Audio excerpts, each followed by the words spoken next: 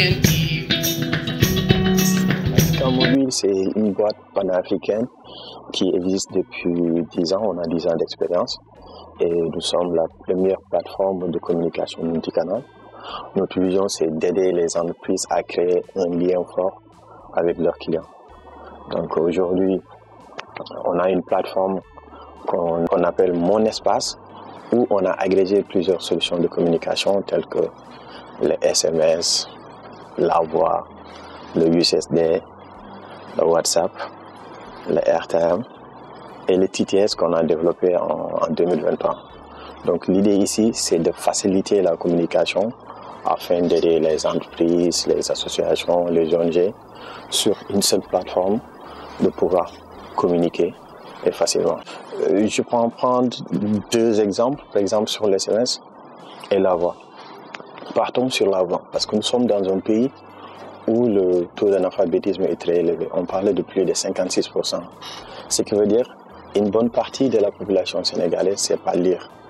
Donc, il se trouve que sur nos 10 ans d'expérience, on s'est rendu compte qu'une bonne partie des entreprises qui se trouvent ici au Sénégal et dans la sous-région communiquent en français, c'est-à-dire envoient des messages écrits en français.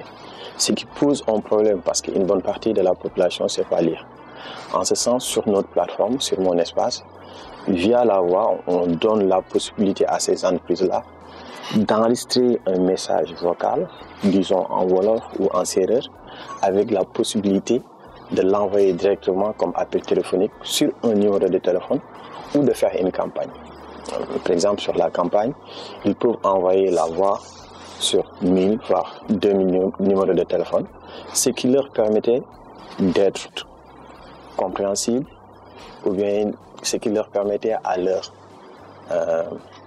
audience d'accéder à leur message facilement que d'envoyer un message texte écrit en français qui poserait problème sur la compréhension.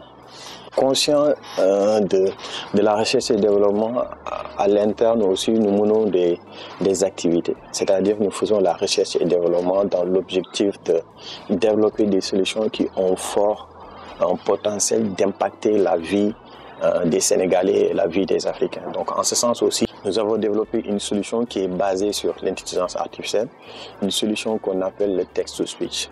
Donc le contexte est, nous sommes dans un continent où il y a plusieurs langues qui sont parlées. Nous parlons de plus de 2000 langues en Afrique. Rien qu'au Sénégal, nous avons plus de 33 langues. Et comme je vous l'avais dit tout à l'heure, avec un taux d'analphabétisme qui dépasse les 56%. Ça pose problème. Ça pose problème pour ces entreprises-là qui veulent communiquer.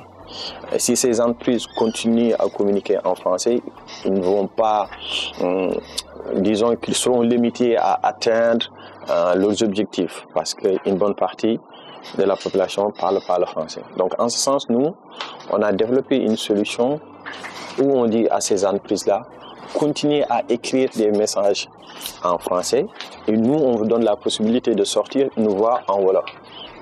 Sachant que le Wolof, il est beaucoup plus parlé qu'écrit. C'est-à-dire 90% des Sénégalais savent parler le Wolof facilement.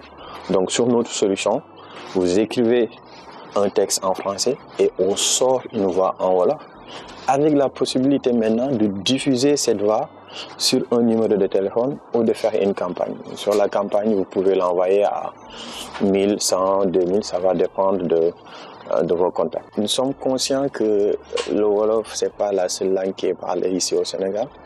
Il y en a plus de 33 langues qui sont parlées. Donc pour une première version, on s'est dit qu'on va partir sur le Wolof. Et là, nous sommes en train de travailler sur les autres langues qui sont parlées ici au Sénégal, mais aussi dans la sous-région.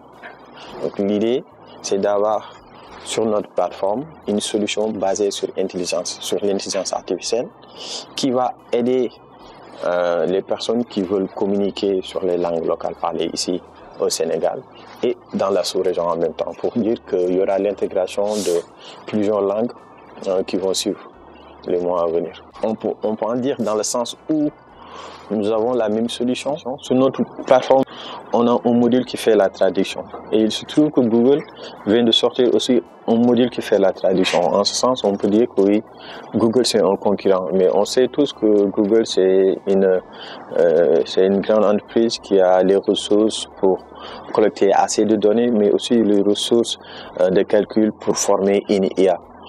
Mais nous, on va essayer de résoudre des problèmes que Google ne pourra pas résoudre.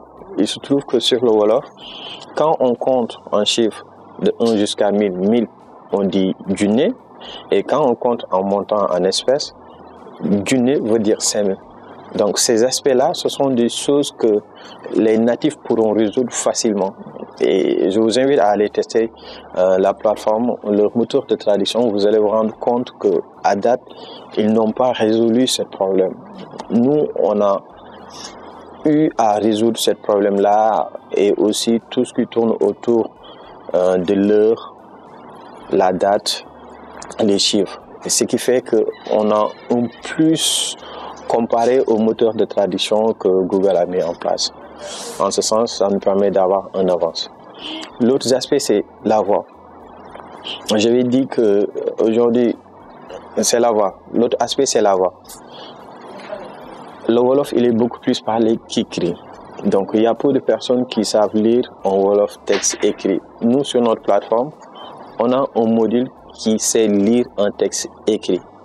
Donc, en ce sens, ça va donner à ces entreprises-là, à ces ONG-là, via un texte français, de sortir une voix qu'ils pourront envoyer sur des numéros de téléphone qui seraient beaucoup plus faciles à comprendre. Aujourd'hui, l'IA, je dirais pas tous, mais il y a une petite partie de la population qui perçoit l'IA comme étant une solution qui est là pour le remplacer. Donc, déjà ça pose problème. Mais en plus de ça, sur la partie communication, ça reste parce que peu de personnes savent exactement ce que c'est l'intelligence artificielle et quels sont les enjeux de l'intelligence artificielle. C'est ce qui fait qu'aujourd'hui, quand on conçoit ces genres de solutions, il est peu perçu par la population et même l'utilité et l'impact qui pourrait les apporter cette solution. Je peux juste vous donner un exemple. Prenons le cas d'un pêcheur qui ne sait pas parler le français. Donc, via cette solution-là, il peut savoir quelles sont les conditions pluviométriques. Si aujourd'hui il va pleuvoir ou pas, en parlant juste Wolof. Donc, c'est une solution qui peut les aider.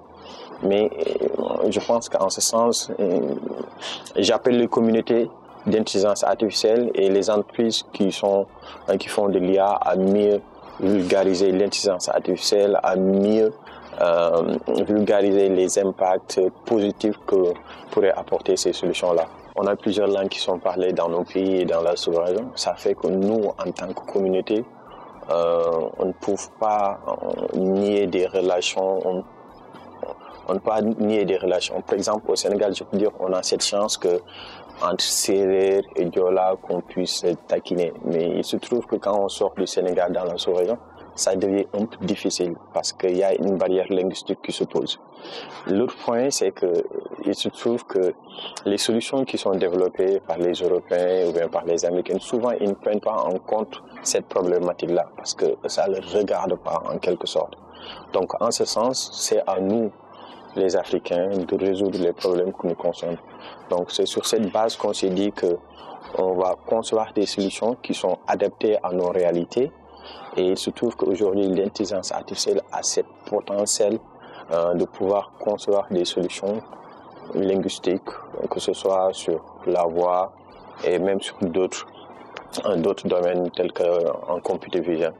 Donc c'est en ce sens qu'on a voulu concevoir des solutions qui vont nous aider à mieux communiquer avec nos voisins maliens, mauritaniens, sans pour autant qu'on puisse parler leur langue et que demain qu'on puisse tirer des relations. Donc, c'est exact. Il y a aujourd'hui assez de potentiel de simplifier la codification, mais aussi assez de potentiel sur une seule solution de pouvoir communiquer plusieurs langues. Donc, cela facilite beaucoup. Donc, et il y a un aspect qu'on appelle surtout la généralisation. Donc, ça, c'est un peu sur l'apprentissage des modèles. Donc, quand on forme ces modèles-là, il se trouve qu'ils peuvent apprendre beaucoup de choses. Disons que quand je leur donne un dictionnaire ou bien un vocabulaire qui contient 2, 3, 4, ça peut suffire, donc je donne juste un exemple comme ça peut suffire à l'IA pour traduire un texte en français, en sérère ou en djoula. Donc de la même façon, quand on lui donne un dictionnaire qui est multilingue, facilement il peut faire la traduction. Donc il y a la simplicité sur la traduction.